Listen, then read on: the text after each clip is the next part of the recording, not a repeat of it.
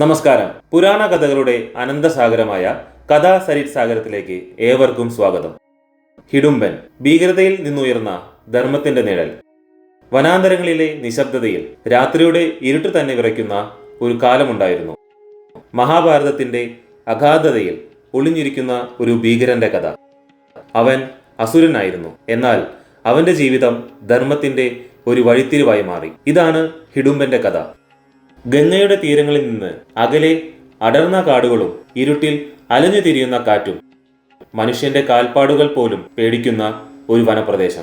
അവിടെയായിരുന്നു ഹിഡുംബൻ എന്ന അസുരന്റെ വാസം.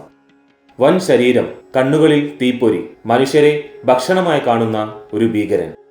ആ വനത്തിലേക്ക് കയറുന്നവർക്ക് തിരിച്ചിറങ്ങാൻ വിധിയില്ലായിരുന്നു.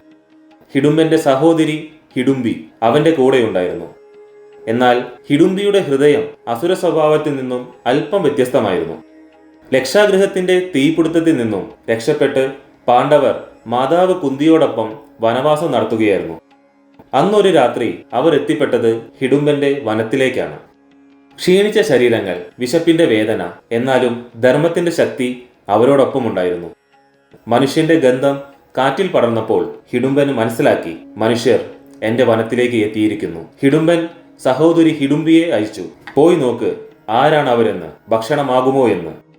ഹിഡുംബി രാത്രിയുടെ മറവിൽ പാണ്ഡവരെ സമീപിച്ചു. അവിടെ അവൾ കണ്ടത് ഒരു അസാധാരണ കാഴ്ച. ഭീമന്റെ വീര്യം നിറഞ്ഞ ദേഹം, അവന്റെ മുഖത്ത് അഭയം നിറഞ്ഞ ധൈര്യം. ആ നിമിഷം ഹിഡുംബിയുടെ ഹൃദയം മാറി. അസുരിയായിരുന്നെങ്കിലും മനുഷ്യത്വത്തിന്റെ ആദ്യ സ്പർശം അവൾ അനുഭവിച്ചു. അവൾ പാണ്ഡവർക്ക് മുന്നറിയിപ്പ് നൽകി, ഇത് ഹിഡുംബന്റെ വനമാണ്, നിങ്ങൾ ഇവിടെ നിന്നും പോകണം.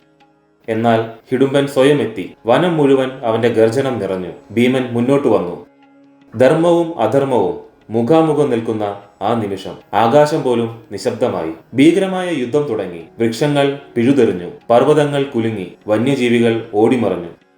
അവസാനം ധർമ്മത്തിന്റെ ശക്തിയാൽ ഭീമൻ ഹിഡുംബനെ സംഹരിച്ചു.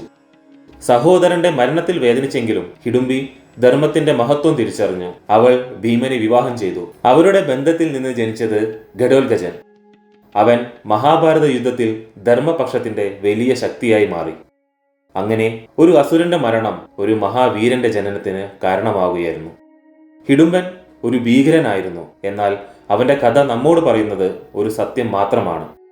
അധർമ്മം എത്ര ശക്തമായാലും ധർമ്മത്തിന്റെ മുന്നിൽ അത് വീഴും. കഥകൾ മനുഷ്യരെ പഠിപ്പിക്കുന്നതും ഇതുതന്നെയാണ്. ഇനിയും ഇത്തരത്തിലുള്ള പുരാണ കഥകളും ഇതിഹാസ രഹസ്യങ്ങളും കേൾക്കാൻ കഥാ സരിത് സാഗരം സബ്സ്ക്രൈബ് ചെയ്യൂ. ധർമ്മത്തിന്റെ കഥകൾ ഒരുമിച്ച് തേടാം. നന്ദി.